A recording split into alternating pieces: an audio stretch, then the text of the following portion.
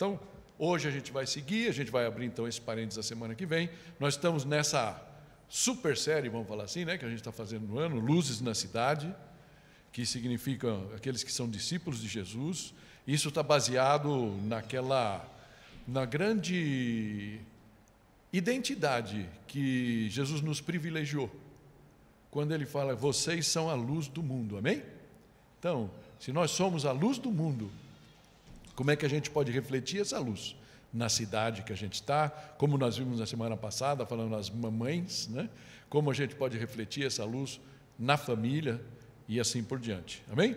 E dentro dessa jornada, nós estamos aqui numa minissérie que fala que todos aqueles discípulos de Jesus têm alguns pilares, e o primeiro pilar que a gente está vendo é a intimidade com Deus. Hoje vai ser a quarta mensagem que a gente está falando disso, para a gente poder depois prosseguir para os outros.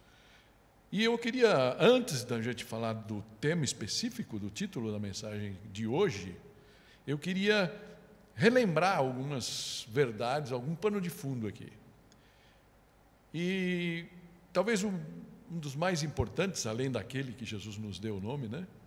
Falou que nós somos luz do mundo, Ele nos deu essa missão. Quando Ele começou a pregar, depois de João, é a mesma mensagem que João Batista pregava, Jesus pregou. E depois é a mesma mensagem que Jesus mandou, lembra? Primeiro os 12 e depois os 70, quando Ele mandou ao campo, e a mensagem era a mesma, essa daqui. O tempo é chegado, dizia Ele, o reino de Deus está próximo. Arrependam-se e creiam nas boas novas. Será que a gente pode ler junto isso daqui? Vamos? O tempo é chegado, dizia Ele, o reino de Deus está próximo. Arrependam-se e creiam nas boas novas. Amém? Interessante quando a gente pensa essa mensagem que Jesus falava, o reino de Deus está próximo. E aí a gente pensa, o reino lá dos céus, né? Porque também o reino de Deus e o reino dos céus, certo? A gente vê esses dois nomes, vamos chamar assim, as duas referências que Jesus faz, e cada evangelista gosta mais de um, então eles vão tratando igualmente um e outro. Mas é como se a gente falasse, o reino dos céus está lá longe, está lá no céu. E um dia nós vamos para o céu, amém? Todo aquele que recebe Jesus, que entende o sacrifício que Jesus fez na cruz por nós, e aceita Jesus como nosso Salvador e Senhor. Então, qual é a nossa esperança? Que um dia, logicamente, a gente recebe a vida eterna quando a gente aceita Jesus como nosso Salvador e Senhor, e um dia nós vamos morar no céu. Mas aonde é o céu? Os céus. A Bíblia fala pelo menos de 3 céus. A gente não vai entrar nisso aqui, mas a gente olha para o céu e fala, olha para o céu. Você vê as nuvens, certos passarinhos.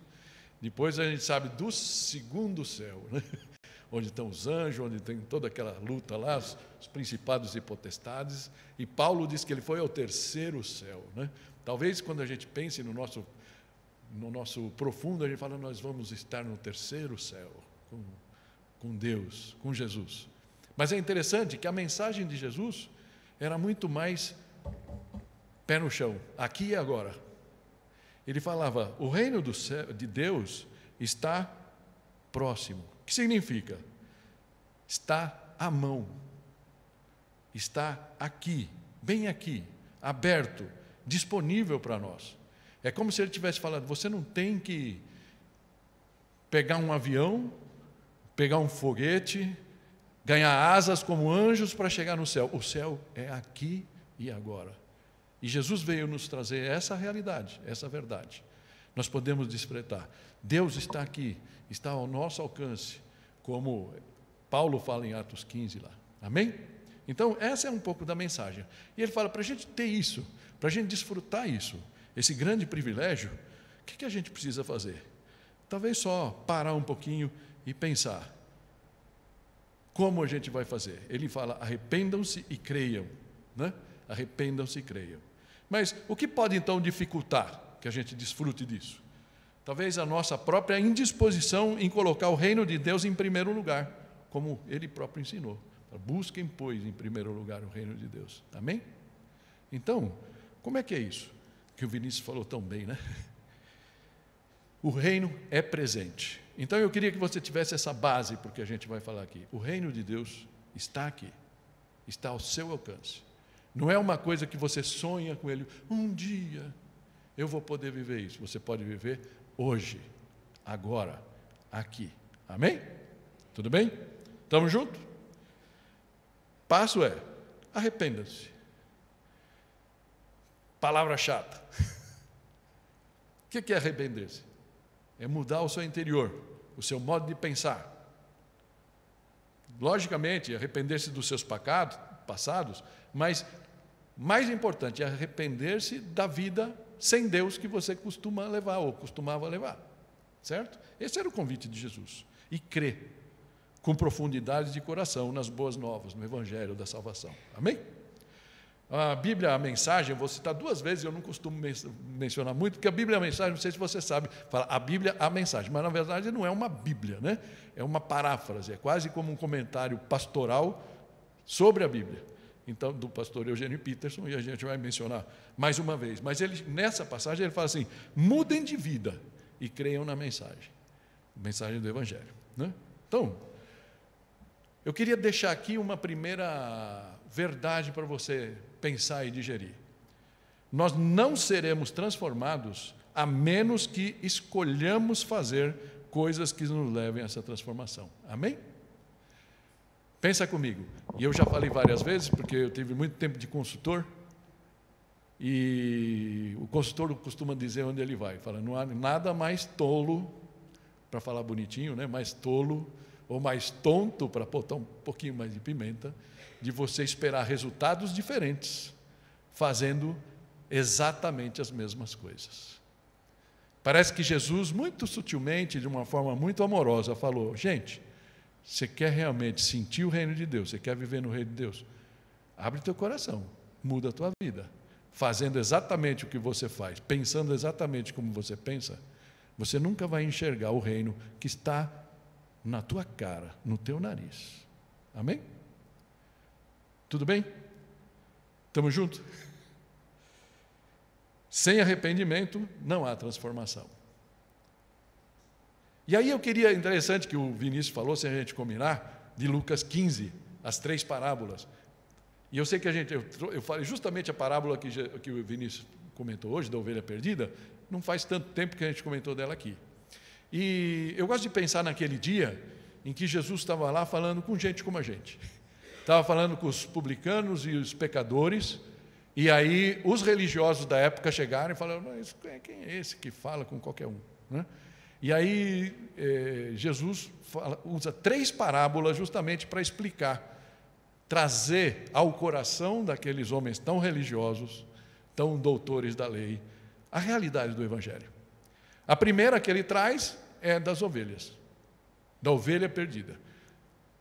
100 ovelhas, uma se perde, ficam 99, e ele vai atrás de uma e traz ela nas costas e diz que tem festa no céu.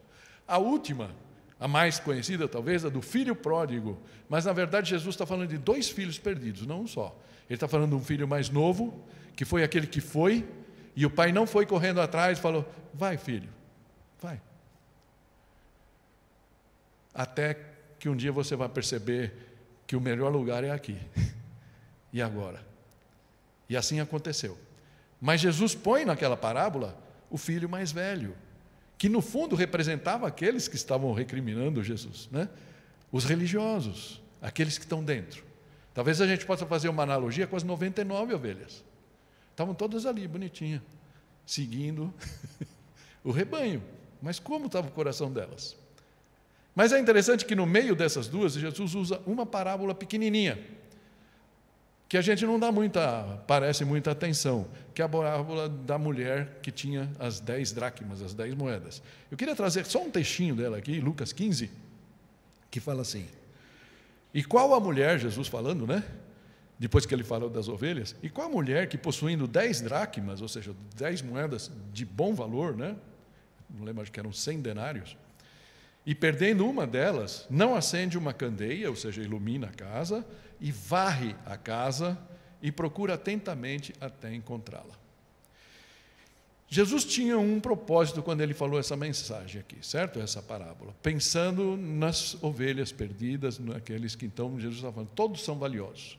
Mas eu queria trazer essa figura do varrer a casa, que está ali em destaque, para a gente pensar no nosso coração, ok? Porque para que a gente ache o valor realmente do reino, a gente precisa ter o nosso coração limpo, varrido. E a gente vai voltar nesse texto lá no final, mas eu queria então convidar você a essa. Varrer as sujeiras do coração é o que faz a gente descobrir o valor do reino. E o título que eu estou dando então para essa nossa conversa, eu tinha posto na verdade aqui a faxina do coração, eu achei muito bem pesado, então botei a limpeza, que é mais, né? Mas é a faxina do coração na verdade. E para isso nós vamos ver um texto meio chatinho, que a gente já passou por ele algumas vezes, mas hoje eu queria que a gente mergulhasse. E isso a gente está fazendo, como eu disse, estamos fazendo em companhia, em parceria com a nossa igreja irmã lá do Gama. Eles já trataram desse tema há algum tempo, e eu acabei deixando ele um pouco para frente, para a gente poder chegar nesse dia e poder tratar disso de uma forma correta. E eu queria fazer isso dividindo dessa forma: as nossas motivações, o controle do coração e o caminho de retorno. E o texto que nós vamos compartilhar aqui, se você quiser ver na tua Bíblia, seguir, é Tiago 4. Tiago 4. Nós vamos ler os primeiros 10 versículos. Então, partindo do princípio, quero fazer uma oração para que o Senhor nos acompanhe nessa reflexão. Pai Santo, nós te louvamos, te agradecemos e peço que o Senhor possa falar ao nosso coração, que a Tua palavra fale e não eu, Senhor. Que o Senhor possa nos ajudar a pensar na transformação que o Senhor espera que ainda aconteça na nossa vida. Te entrego esse momento em nome de Jesus. Amém. Amém? Versículo 1, Tiago 4, diz assim: de onde vêm as guerras e contendas que há entre vocês? Não vêm das paixões que guerreiam dentro de vocês? Esse texto é muito provocativo, né? Na verdade. De onde vem? De onde vem? Guerras, contendas, algumas Bíblias falam de lutas, brigas, discussões, conflitos. E tudo isso acontece em todos os âmbitos da nossa vida, sim ou não? E todos os tipos de relacionamento com as pessoas envolvidas. Nível governamental, nível profissional, nível familiar, e se der, até entre nós mesmos, no nível pessoal. Não é assim? A sua abrangência, portanto, acaba sendo global. É interessante que, por isso que eu falei da Bíblia a Mensagem, o pastor Eugênio Peterson, né, nesse versículo, ele fala assim: de onde vêm todas as guerras e conflitos que assolam o mundo? Vocês acham que acontecem sem razão? Raciocinem. E ele pede para a gente raciocinar, pensar nas motivações do nosso coração. O que acontece? Né?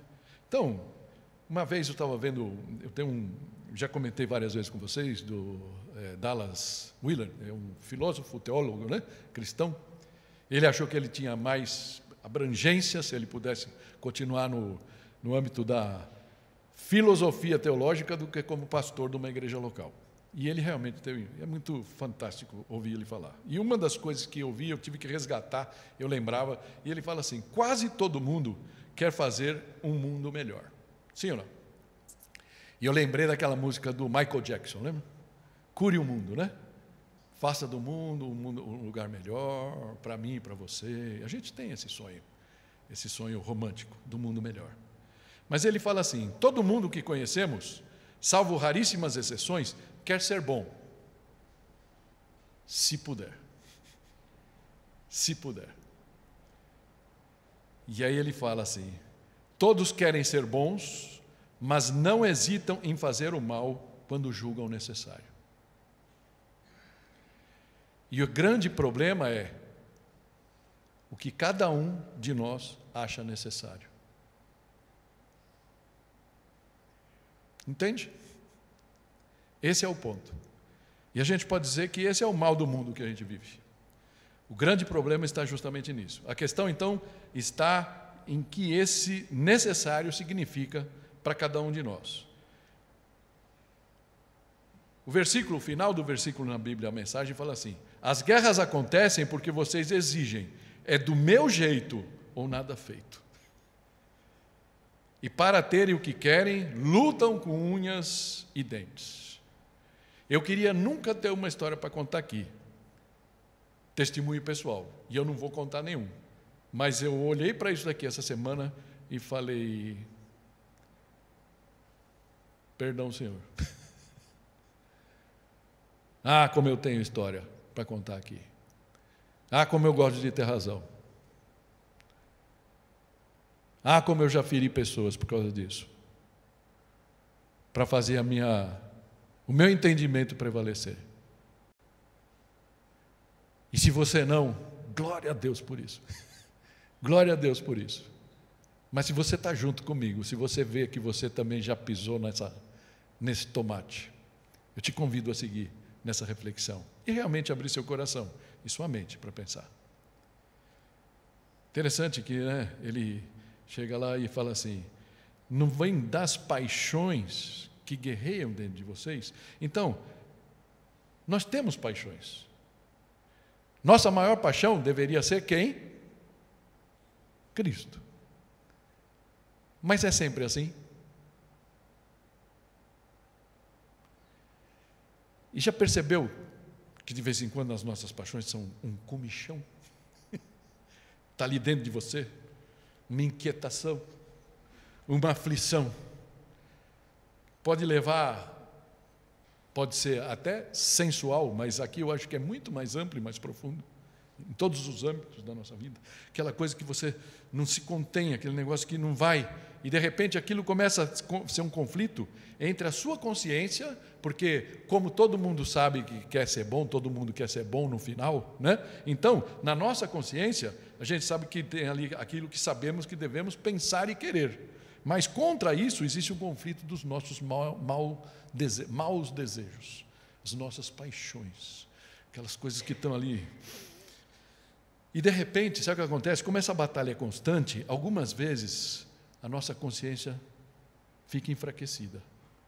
E muitas vezes ela é vencida, dando lugar ao quê? O que a Bíblia chama do pecado. Amém? Esse é o processo.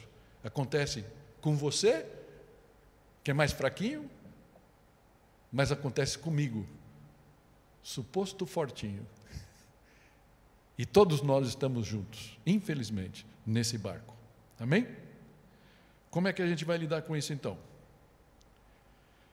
Então, o que acontece? Existe essa autossatisfação, porque quando a gente tem essa inquietação, esse comichão, na verdade a ânsia que tem ali é de uma autossatisfação, certo? Uma satisfação de algum desejo, alguma coisa que era apenas um desejo, um sonho, de repente se torna uma necessidade. Aquilo tem que acontecer, aquilo...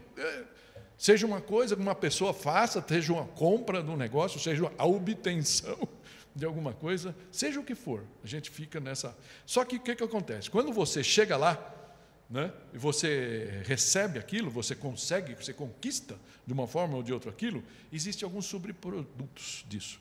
A primeira delas é que quase sempre aquilo infringe, aquilo avança sobre o direito do outro. Né? Eu estou... querendo impor um entendimento meu para Tomasa, e para que eu ponha isso na força, muitas vezes eu machuco ela. Eu machuco ela para fazer valer a minha palavra. E vice-versa. Pense em qualquer coisa. Né? Esse é um subproduto que, infelizmente, a gente machuca as pessoas. A gente passa por cima do direito das pessoas. Mas outra coisa também, e talvez essa seja mais complicada, porque mexe no anjo da gente, você fala: se eu fizer isso, eu vou ser o homem mais feliz do mundo. Se eu tiver isso, eu vou ser a mulher mais feliz do mundo. E aí você, quando aquilo acontece, quando você consegue comprar, obter, ganhar, o que seja, você olha para aquilo e fala... a satisfação que era 10 na tua cabeça, foi 2. Gera o quê? Frustração. Frustração. Essa é a nossa vida, sim ou não? E para aqueles cristãos mais conscientes, quando se conscientizam dessa guerra, e eles se conscientizam que erraram, o que acontece? Que eles pecaram, certo? Que eles caíram. Acontece uma outra coisa, vem um sentimento de culpa, que talvez a pessoa sem Deus não tenha, mas o cristão ainda por cima tem essa, a culpa, fala, puxa Senhor, errei mais uma vez. Amém? O texto segue dizendo assim: vocês cobiçam coisas e não as têm, matam e invejam, mas não conseguem obter o que desejam. Vocês vivem a lutar e fazer guerras. Interessante, logicamente que aqui ele está levando, a gente pode falar de uma hipérbole, né? Espero que ninguém esteja matando dentro da igreja, coisa assim, né? Mas de vez em quando a gente pode matar uma reputação para fazer valer a nossa vontade, o nosso entendimento numa coisa.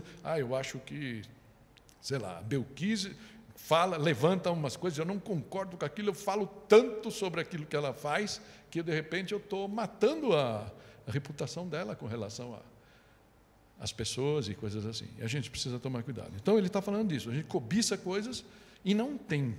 Interessante. O resultado líquido do egoísmo é a insatisfação. Insatisfação. A gente busca e não tem. A gente está olhando mais do que a gente não tem, do que Deus já nos deu. E parece que isso é um ciclo vicioso se a gente se deixa levar. Mas aí ele fala assim, mas não conseguem obter o que desejam. Vocês vivem a lutar e a fazer guerras, e essa guerra muitas vezes é dentro da gente. Mas aí ele segue dizendo assim, não tem porque não pedem. Como assim? E quando pedem, não recebem, pois pedem por motivos errados, para gastar nos seus prazeres. Parece que quando a gente está tão afoitamente preocupado em conseguir umas coisas dessas, seja o que for, só ter razão, por exemplo, fazer valer o nosso ponto de vista, a gente vai atropelando e passando por cima e acabamos o quê? Nos desconectando do reino de Deus. Esse reino que Jesus falou que está aqui, de repente eu esqueço que ele está aqui, ponho meu campo de força aqui, né? Minha cúpula mágica aqui de homem carnal e saio fazendo as coisas como se Deus não estivesse vendo, como se Deus não estivesse participando. Então eu não peço, não é? Eu não peço, talvez não tenha nem coragem de pedir. Então, essa é a coisa. A gente tem duas atitudes possíveis. Primeiro, a gente pode forçar a barra para obter as coisas que a gente quer, e lembrando que podemos pedir a Deus, mas pedimos de forma egoísta, sem nos darmos conta que esse nosso desejo, travestido de necessidade, não está de acordo com a vontade de Deus. Dificilmente vai estar, né? Porque Deus vê. É como se a gente falasse, venha o meu reino, e não o teu reino, quando a gente ora a Deus, né? Então, é interessante que alguns pedidos nossos podem ser tão egoístas, que a melhor coisa que Deus pode fazer é não atender o nosso pedido. E passando um tempo a gente fala, nossa, que bom que Deus não atendeu. Imagina, né, como aquele filme, O Todo-Poderoso, acho que não sei, que tudo que ele pensava, ele fazia, ele ia fazendo, virou um caos, né? Seria assim se Deus atendesse todos os pedidos, porque o coração do homem é complicado, né? Ok? Então, o chamado, portanto, desse primeiro ponto é, cuidem das suas motivações, amém? Cuidem das suas motivações. Eu estou com uma vontade muito grande daquilo. Não tem nada a ver com isso aqui, mas esse mesmo filósofo, vendo uma palestra dele, ele falava que quando a gente tem um desejo, a visão da gente que é ampla, a gente está vendo tudo, está vendo o reino, está vendo tudo, aí de repente ela começa assim, diminuir. Eu preciso trocar de carro, vai? Coisa bem simples, mas que pega muito assim nós.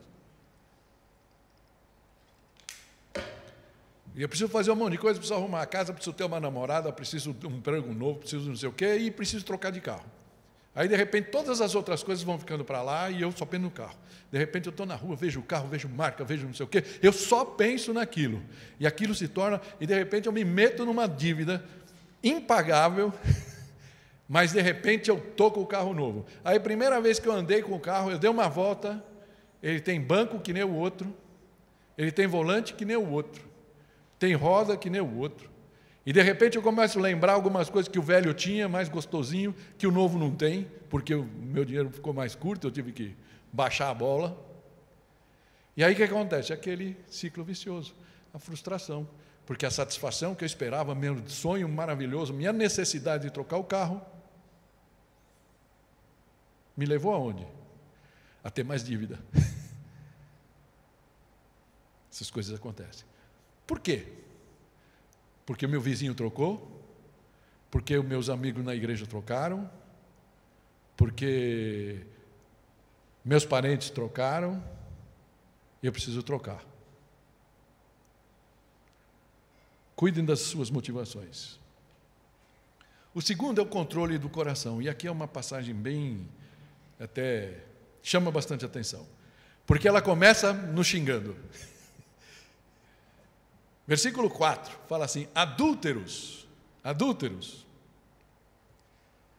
infiéis, gente infiel, algumas outras versões falam. Vocês não sabem que a amizade com o mundo é inimizade com Deus? Quem quer ser amigo do mundo, faça inimigo de Deus. Você pode estar olhando, você está chegando aqui, pô, mas que é isso? Deus não amou tanto o mundo que deu seu Filho unigênito, né? Vocês vivem falando isso daí. É verdade, mas existem dois mundos aqui que a gente precisa entender. Uma coisa é o mundo das pessoas, as pessoas que estão no mundo, e Deus ama. Ama todo mundo, pecador ou não, certo? Agora, o mundo, o sistema do mundo, como o mundo funciona, Deus não ama. E Ele nos convida a não amar também. A olhar para as coisas que o mundo defende com unhas e dentes, né? Como o versículo que a gente leu, para a gente olhar com eles com uma certa desconfiança. E com uma certa distância, uma distância saudável, e falar: Deus está nisso? Ou Deus está contra isso? Mas esse versículo está falando que algumas vezes a gente não a gente não mantém essa distância. E aí a gente gosta tanto, porque a pessoa que está defendendo aquilo, nossa, é uma pessoa tão legal, eu gosto tanto, eu amo, eu assisto tudo dela, eu vejo o podcast dela, eu vejo não sei o que dela, eu vejo os programas dela, e nossa, se ela falou, eu também acredito naquilo. E a gente vai, sem de vez em quando olhar que Deus está apontando para uma direção, e aquilo que o mundo está apontando está em outra direção. Sim ou não? É interessante isso. Por isso que ele está falando, amigos do mundo, isto é, amando as coisas do mundo, não o planeta, mas o sistema.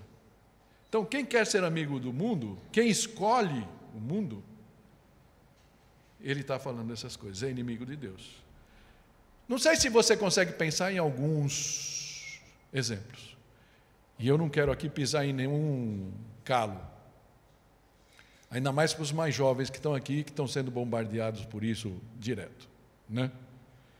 Progressismo, por exemplo. Feminismo. Movimentos pró-aborto.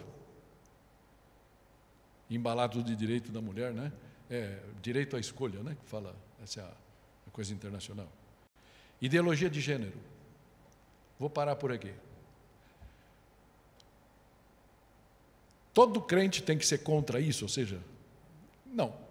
Ele tem que parar e falar como isso é abordado na Bíblia. O que a Bíblia, que é a palavra de Deus, diz disso? Está contra ou está a favor?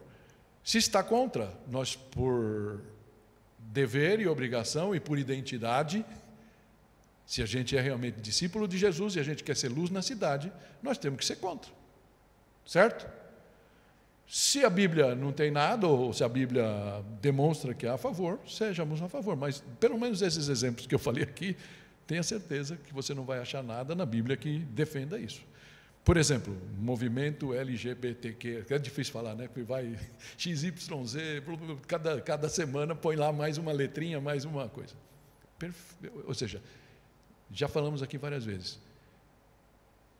Eu tenho até parente gay e eu amo eles. E amo as pessoas. E esse é o que o cristão tem que fazer. Agora, quando isso se torna um movimento, uma ideologia, que isso é a coisa mais importante do mundo, espera lá. Se isso ataca a família, então, para que esse movimento prevaleça, a família tem que sumir. Opa, espera um pouquinho. A família é uma instituição divina, certo? Então, eu tenho que tomar a minha posição. E essa passagem parece estar falando que, infelizmente, dentro dos cristãos, existem alguns que estão se deixando levar pela onda. E esse é o ponto de alerta que ele faz, ok? Interessante que nesse livro aqui, que já mencionei várias vezes, mais uma passagem dele, Instrumentos nas Mãos do Redentor, do Paul Tripp, ele fala assim: um ídolo do coração é qualquer coisa que me governe, que não o próprio Deus. Vou dar um exemplo bem chulo, um alcoólatra, por exemplo. A bebida é um ídolo, por isso latrar, alcoólatra. Ele idolatra a bebida, talvez sem perceber. É um ídolo para ele. É o que vai resolver os problemas dele no primeiro momento. E depois ele vê todas as consequências. Amém? Então, ele fala aqui, um ídolo do coração é qualquer coisa que nos governe fora de Deus, que não Deus. Como seres adoradores, sempre adoramos alguma coisa, alguém ou alguma coisa. Se Deus não está governando o nosso coração, alguma outra coisa governará. Tudo bem? Dá para entender? Fomos criados dessa maneira. Deus nos fez com o chip aqui da adoração. Então, se Deus não está aqui, ocupando esse espaço do chip, outro chip ocupará o espaço. E a gente vai estar adorando outra coisa. Ok? Tudo bem?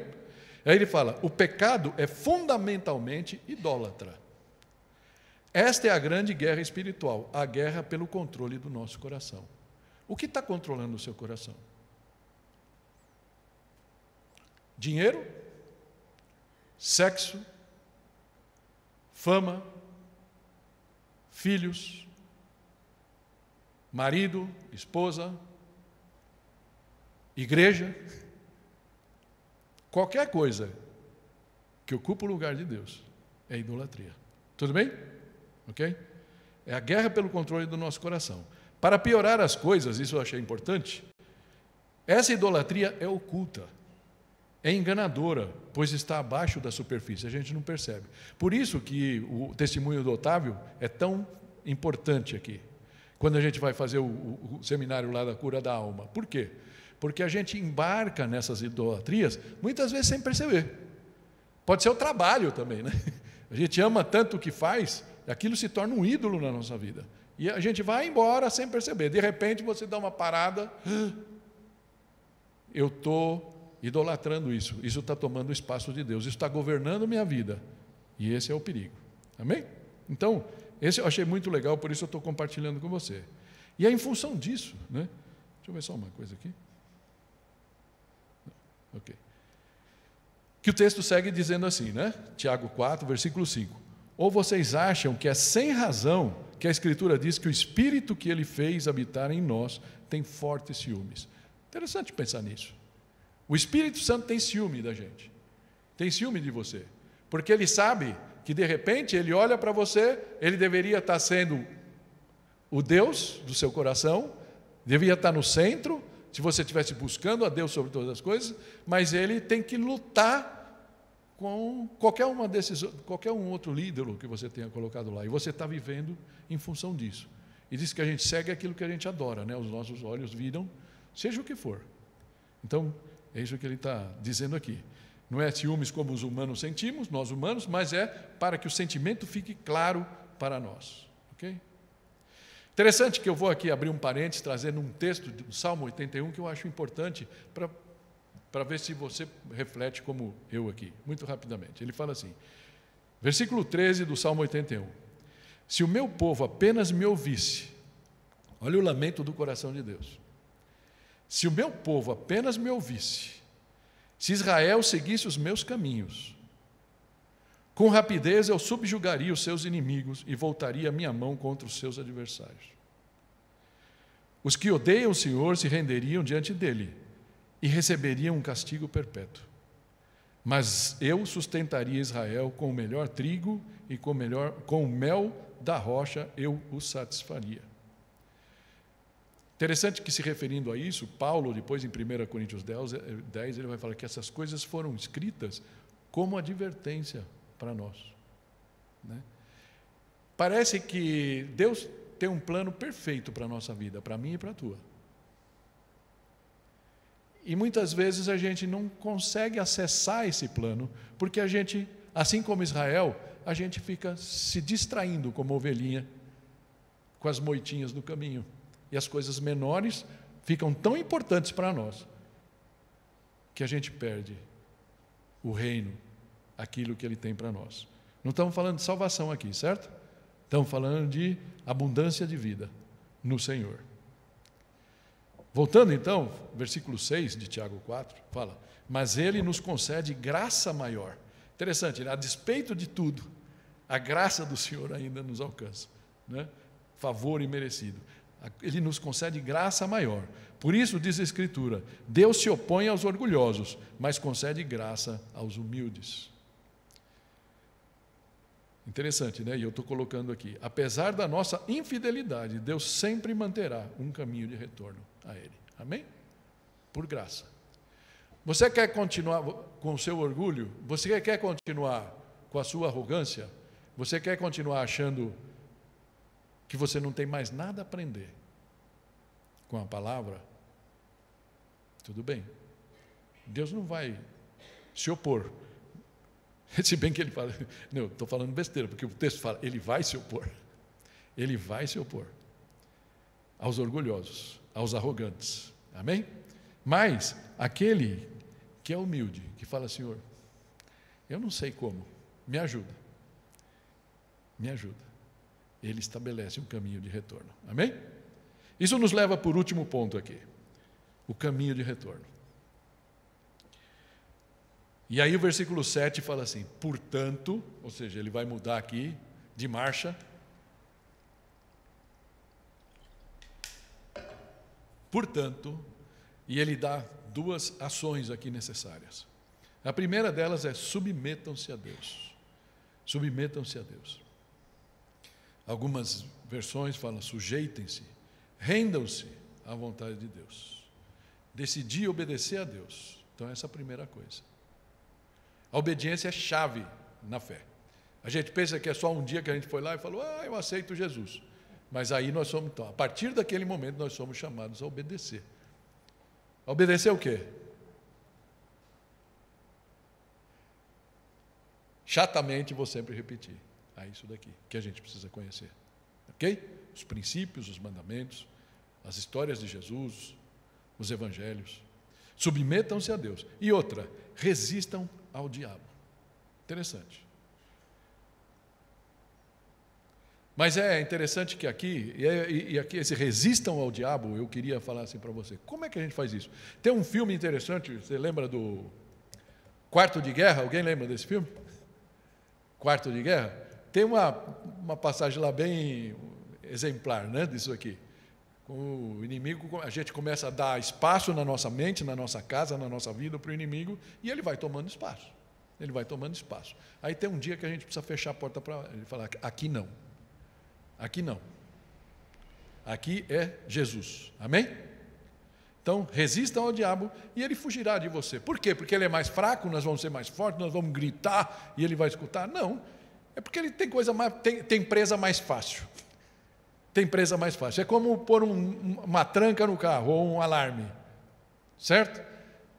Tem um monte de carro aberto, chega o ladrão lá, o que ele vai fazer? Vai pegar bem o carro que está lá com aquela luzinha lá, com o alarme ligado? Não, ele vai pegar um carro que não tem luzinha, que a porta tenta lá, a porta está aberta, acabou. É assim que ele vai nos deixar, amém? É isso que está falando aqui: resistam ao diabo e ele fugirá de vocês. Isso nos faz lembrar de uma coisa, né? Que mais, isso só vai funcionar se realmente existir quebrantamento verdadeiro e arrependimento. Eu mostrei isso semana passada, né? John Knox, um dos pais aí do protestantismo, a gente pode dizer assim, da reforma. Ele fala: a única ponte possível entre o conhecimento e a verdadeira transformação é o quebrantamento sincero. Esse é o convite de Deus para você hoje. E a gente vai, quase terminando aqui, lembrar de novo das palavras de Jesus. Portanto, submetam-se a Deus e resistam ao diabo. Digam não a ele, e ele buscará outro para enganar. Amém? O texto ainda segue um pouquinho, os dois últimos versículos. ele vai, os últimos 3 versículos aqui, ele fala, aproximem-se de Deus, olha aqui a intimidade com Deus que nós estamos buscando sempre. Aproximem-se de Deus com o coração contrito, e Ele não está longe de você, amém? E Ele se aproximará de vocês. Aproximem-se de Deus, e Ele se aproximará de vocês. Pecadores, limpem as mãos, e vocês que têm a mente dividida, purifiquem o coração. A Ara Almeida, Revista Atualizada, usava um termo que eu precisei na época, quando eu me converti, procurar, que ele falava ânimo dobre. Ânimo dobre. Eu falo, que raio é isso? E eu tinha que pensar, aquele dia que você está, um dia você está bem, outro dia você está mal. Um dia você está bem, hoje a gente chama de bipolaridade, tem um monte de nome aí que a sociedade dá, né? Mas aquele está sempre dividido, indeciso. Eu sigo a Deus, eu sigo minha carreira. Eu sigo a Deus ou eu fico com essa menina que é muito bonita e aí eu tenho que deixar Deus de lado, né? Essas coisas que acontecem na vida de todo mundo, né? Meu filho não quer saber de Deus e então o que eu vou fazer? Então eu vou deixar Deus porque eu gosto tanto do meu filho, né? Todas essas coisas acontecem com todos nós e nós temos que pôr isso diante de Deus e não ter a mente dividida. Falar, Senhor, eu estou contigo, estou fechada contigo. E o resto, o Senhor me ajuda. Amém? Esse é o mente dividida. Limpem as mãos. Não preciso explicar, né? Reconhecer que foram desleais a Deus. Abandone o que deixaram as mãos sujas. Peçam perdão ao Pai. E a quem vocês têm lesado também. Não é só ao Pai. E aí, se você tem indecisão no que é bom para você, coloca nesse momento diante de Deus. Purifiquem também o coração, não só as mãos. Decidam o que e de quem vocês são, hoje, de acordo com aquilo que o Vinícius falou para a gente. Esse texto acaba, né, no versículo 9 e 10 aqui, dizendo, entristeçam-se, lamentem e chorem. Troquem o riso por lamento e a alegria por tristeza. Interessante, porque a gente gosta de um texto que nos levanta, acabar bonitinho. Você percebe que isso daqui não tem nada a ver com coaching? A gente escuta uns coaches de vez em quando no YouTube e é gostosinho, né? Deus te ama, Ele te faz um cafuné. Mas de vez em quando a nossa distância da realidade de Deus, do caminho, está tão grande, tão aberta, que Ele tem que falar, querido, antes de você rir, e eu quero que você ria, eu quero que ria, eu quero que você tenha a vida abundante. Mas primeiro você tem que se entristecer pelo caminho que você decidiu seguir. E hoje é o dia para a gente fazer esse balanço. Entristeçam-se, lamentem, chorem. Entendam a gravidade da sua posição. Um pé dentro, outro fora de vez em quando. É hora de decisão. Deus quer que você tenha vida em abundância e não arremedo de vida espiritual. Mas como no caso do agricultor, né? Há coisas que a gente precisa fazer para que Deus possa entrar com cura, com solução. Amém? E eu queria realmente fechar voltando para aquela pequena parábola de Jesus, porque se a gente fala de coisas aqui e não traz Jesus para a mesa, parece que fica faltando alguma coisa. A gente fala, bom, vão e façam isso. Mas como eu faço? Como eu faço? E Jesus, que estava ali conversando, né? Pensa no tema lá, está em Lucas 15, né? Ele está ali conversando com pecadores como nós, aqueles que os religiosos falam, isso não tem jeito, isso não tem jeito. Jesus falou, tem jeito sim, tem jeito sim. E naquela parábola que ele fala da mulher, que depois que ela varreu a casa, tudo mais, e até encontrar, e quando, o que fala lá o texto? Fala que, e quando a encontra, ela achou aquela moeda de grande valor, ela achou a intimidade com Deus, ela achou o reino de Deus, que estava ali perdido na bagunça da vida dela, do coração dela. Ela reúne suas amigas e vizinhas e diz, alegrem-se comigo, pois eu encontrei minha moeda perdida. Amém? O que será essa moeda perdida na tua realidade? O reino de Deus está presente na sua vida? Ou você está se distraindo com a poeira que está ali no chão, como na casa daquela mulher? E é interessante que Jesus faz uma ponte daquela historinha que ele contou da mulher varrendo a casa e achando a sua moeda E ele fala: eu lhes digo que, na mesma forma, há alegria na presença dos anjos de Deus por um pecador que se arrepende. Amém? Fecha teus olhos, eu queria falar para você uma coisa. Quantas vezes a gente deve se arrepender diante de Deus? Uma única vez? Ou todos os dias? Todos os dias, como aquela ovelha, a gente se perde no caminho, para numa moitinha. O nome dessa moitinha pode ser desejo, o nome dessa moitinha pode ser raiva, o nome dessa moitinha pode ser ressentimento, o nome dessa moitinha pode ser culpa. Seja qual for o nome da sua moitinha, Jesus tem uma palavra para você. E Ele diz para você assim: eu morri por esse teu pecado também. E se fosse necessário, eu morreria de novo para te alcançar. Mas graças a Deus não é necessário. O sangue de Jesus é suficiente para lavar os teus pecados e te purificar de todas as suas injustiças. Que você possa descansar no Senhor, entregar ao Senhor e se religar com Ele a partir de hoje. Senhor Deus, nós te agradecemos porque a Tua palavra é rica, é eficaz, ela é mais cortante do que uma faca de 2 gumes, Pai.